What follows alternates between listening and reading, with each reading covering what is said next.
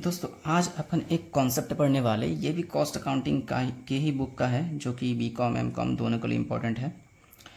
इस टॉपिक का नाम है वेरियस स्टॉक लेवल्स। टॉपिक का नाम साइड में लिख रहा हूँ,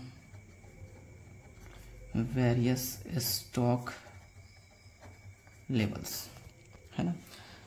विविध स्कंद स्तर कहते हैं। एक्चुअली 4 स्टॉक लेवल हमको फाइंड करना पड़ता है और चारों का नाम यहाँ दिख रहा होगा। री ऑर्डर लेवल, जिसको शॉर्टकट में ROL कहते हैं, हिंदी में पुनः आदेश स्तर बोलते हैं। लेवल मतलब स्तर। चारों फॉर्मूले में आखिर में देख सकते हो लेवल लिखा हुआ है।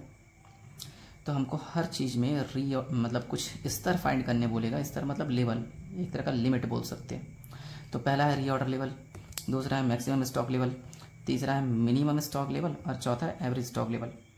हम शफल भी कर सकते हैं आगे पीछे, है ना, लेकिन मेन है री ऑर्डर लेवल। इसके बिना ना तो मैक्सिमम बनेगा, ना तो मिनिमम बनेगा, ना तो एवरेज बनेगा। एक्चुअली सबका मीनिंग समझने के लिए ना हमें गोडाउन को इमेजिन करना पड़ेगा कि यार गोडाउन में होता क्या है। गोडाउन में अपन स्टॉक मेंटेन करते हैं। हमारे पास इतना स्टॉक हो जाए, इतना लेवल स्टॉक हो जाए कि हमको दोबारा ऑर्डर दे देना चाहिए। ख़त्म होने वाला स्टॉक लेवल, उतना स्टॉक मतलब स्टॉक धीरे धीरे कंज्यूम होते जाता है। तो कंज्यूम होने के बाद वो धीरे धीरे कम होते जाता है। तो उस स्टॉक लेवल तक पहुंच जाने के बाद हमें ऑर्डर दे देना चाहिए, जिसको बोलते हैं री ऑर्डर लेवल।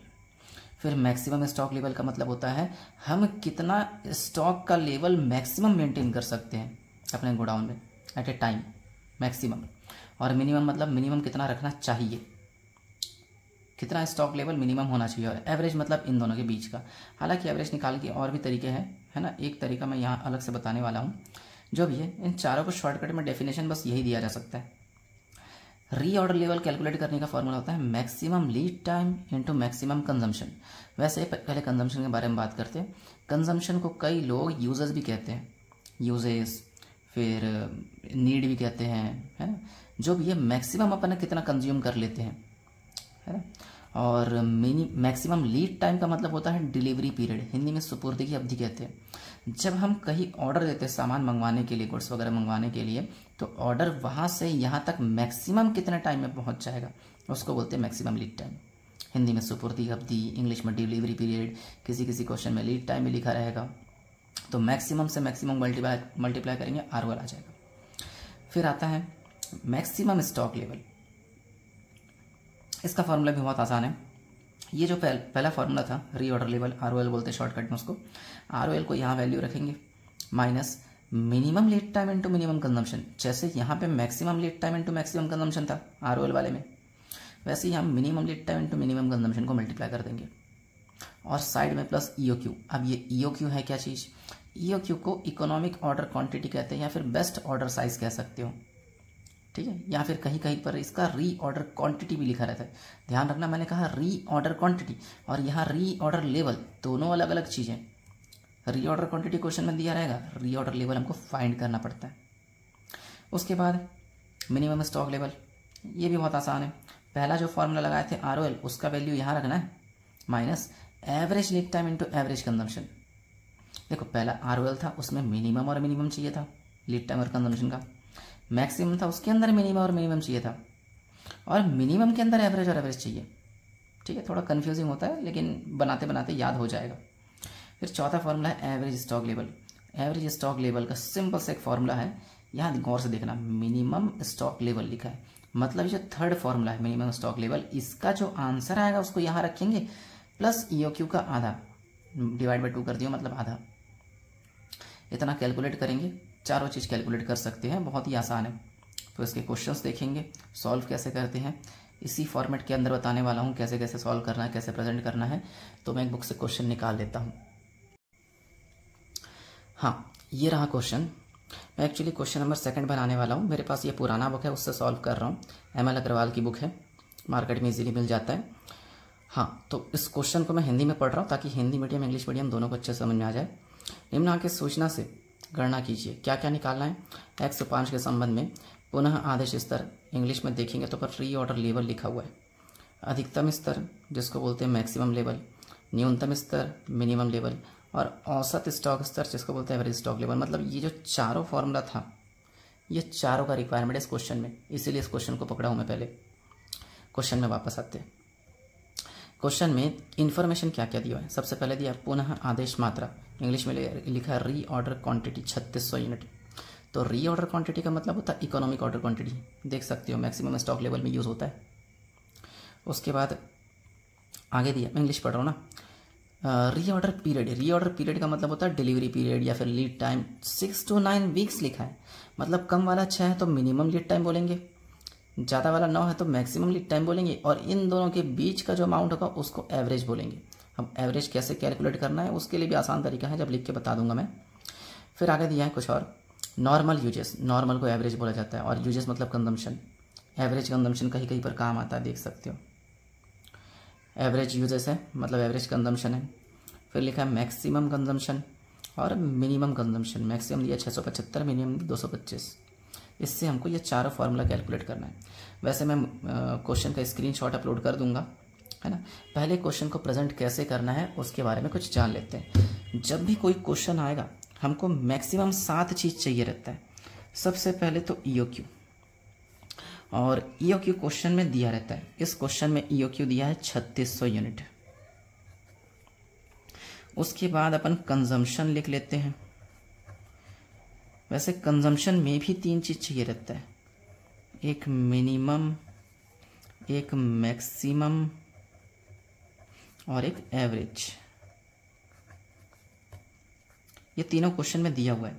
कंजम्पशन मतलब यूजेस, क्वेश्चन पढ़ रहे थे अपन, यूजेस दिया हुआ है। मिनिमम तुम्हारा है 225 यूनिट में दिया हुआ है। मैक्सिमम तुम्हारा है 675 यूनिट, और एवरेज तुम्हारा है 450 यूनिट। ये 3 चीज़ तुम्हारा कंजम्पशन है। और उसके बाद क्वेश्चन में लीड टाइम भी दिया हुआ है। लीड टाइम को रीऑर्डर पीरियड भी कह सकते हो और डिलीवरी पीरियड भी कह सकते हो। क्वेश्चन में लिखा है 6 to 9।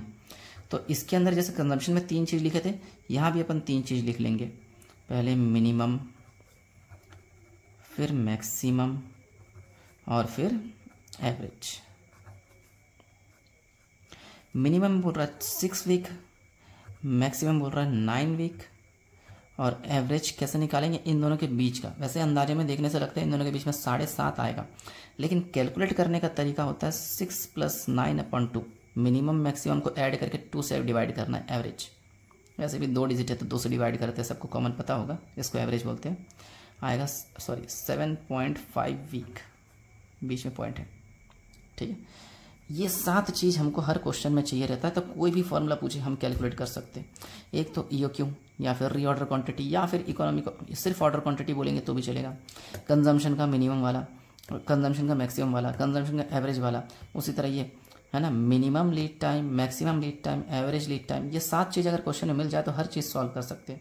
अब ये रहा फॉर्मूला, इसमें वैल्यू रखेंगे, हर चीज़ का आंसर निकालते जाएंगे। मैं कैलकुलेटर यूज़ करने वाला हूँ। और कैसे, सबसे पहले मैक्सिमम लीड टाइम यहाँ पे दिया हुआ है। लीड टाइम का मैक्सिमम वाला 9 वीक है, तो 9 मल्टीप्लाई बाय मैक्सिमम कंजम्पशन का मैक्सिमम वाला 675 है, तो 9 × 675, तो ये आ रहा है हमारा 6075 यूनिट। ये ROL निकल गया हमारा। उसके बाद आता है मैक्सिमम स्टॉक लेवल, इसका फॉर्मूला होता है ROL। तो ROL तो निकाल चुके सबसे पहले, 6075 माइनस, ब्रैकेट ओपन कर लेते हैं, मिनिमम लीड टाइम का मिनिमम वाला दिया 6 वीक्स, और मिनिमम कंजम्पशन दिया है तुम्हारा 225, 6 × 225 ब्रैकेट क्लोज, प्लस EOQ भी करना पड़ता है, मैक्सिमम है इसीलिए EOQ प्लस करना पड़ता है, जो कि 3600 है। तो कई लोग कैलकुलेट करते हैं बॉड मास के हिसाब से, तो वैसे वो तरीका सबसे अच्छा होता है। पहले ब्रैकेट सॉल्व कर, फिर प्लस माइनस जो भी है कैलकुलेटर चला लो, अपने आप आ जाएगा। तो 6 × 225 करके देख लेते हैं। 6 × 225 ये आ रहा है हमारा 1350। तो सोचना कि बीच वाला 1350 है। अब कैलकुलेट करते हैं, 6075 माइनस 1350 प्लस 3600, ये हमारा आ रहा है 8325, और आंसर में लिख देंगे यूनिट। फिर मिनिमम स्टॉक लेवल, इसका फॉर्मूला पहले ROL उतारते हैं। ROL ये रहा 6075 माइनस एवरेज लीड टाइम का एवरेज वाला दिया 7.5 वीक्स, और मल्टीप्लाई एवरेज कंजम्पशन का एवरेज वाला दिया 450। तो यहाँ 450 से मल्टीप्लाई कर देंगे। पहले ब्रैकेट सॉल्व कर लेते हैं। 7.5 मल्टीप्लाई बाय 450 ये इतना आया और इसमें से 6075 को माइनस करना पड़ेगा, तो आ रहा है हमारा 2700। ये हमारा मिनिमम स्टॉक लेवल है।